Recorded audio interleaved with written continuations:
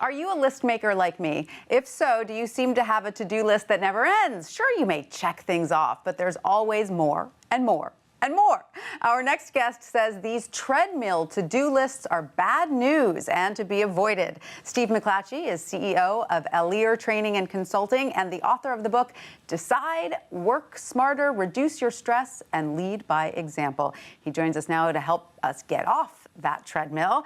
Hi, Steve. So great to see you. Hey, Tanya. Thanks for having me. So you don't have anything against to-do lists in principle? No. Just the treadmill to-do list, correct? Yes, I mean, to-do lists never end, right? If you have a home, you're going to have to take care of it. If you have a business, you're going to have to run it. If you want great relationships, there's a lot to do to make relationships great. So there's never a time when we arrive where the to-do list is complete and we end up feeling like one day rolls into the next, and this to-do list is this never-ending, ongoing, continuous treadmill of tasks we're responsible for. I am entirely guilty as charged, because that's exactly what my to-do list looks like. There's a sort of emergency things up at the top, and then this bottom area that keeps getting rolled over and rolled over. So what should be on our to-do list? Yeah, you're not the only one that has that problem. You know, if you can't do the task today, you should not be looking at it today. So where do you put it? If you know you're not going to do a task today, put it on tomorrow's to-do list. The most underutilized feature of a smartphone is the to-do list.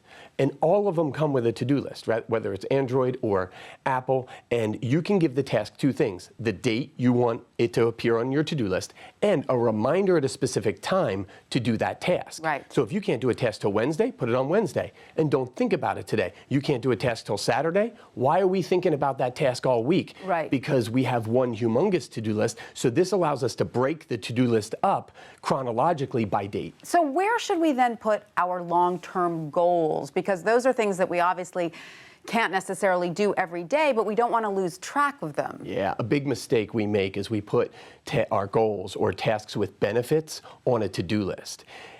Let's break our tasks into two categories. We have tasks that have benefits, right, our goals and improvement, and we have tasks that have consequences if we don't do them, right? Like making payroll, paying your bills, right? Yeah. We have consequences we face if we don't do them. Yeah. Well, when tasks with consequences are next to tasks with benefits, your brain will be attracted to the tasks with consequences. I mean, think about it. You have a list, and together in that list are tasks with benefit and right. One list scares you, and right? You have tasks with deadlines and consequences, and tasks with no deadlines and no consequences, and these things are very easily nudged off into the future. It's almost like decision made, right? So what we find ourselves doing is pushing those things off, and they shouldn't even appear on a to-do list. So where do we keep those? Where do we? Yeah, we need a separate place for them. Okay. Where we want to put things that have benefits, like our goals and things that move us forward, is on our calendar. We want to schedule them on our calendar and then treat them on our calendar the way we treat any appointment on our calendar, and we follow through on that task at that time.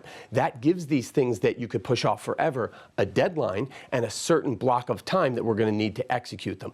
Big mistake people make is they put their goals or tasks with benefits on a to-do list, and that's not where they belong. Fantastic. Now, you come from a big family. Yeah. How many siblings? I have 11 brothers and sisters. 11 brothers and sisters. So is that how you started to learn the keys to organization? I grew up, Tanya, in absolute chaos. I think I am as passionate about organization as I am because I grew up in absolute chaos, and I had a driving need in my life, and it was for simplification. And just some of these tips simplify the way we make decisions each day.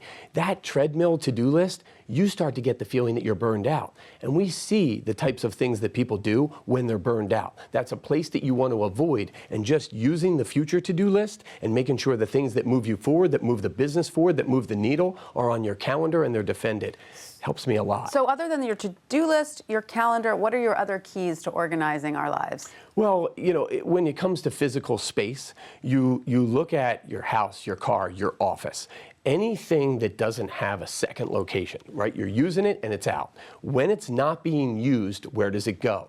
That's it. That's a simple principle of getting organized. So where does so if you have a place for your keys every night, you put them there every night and you never waste time looking for them.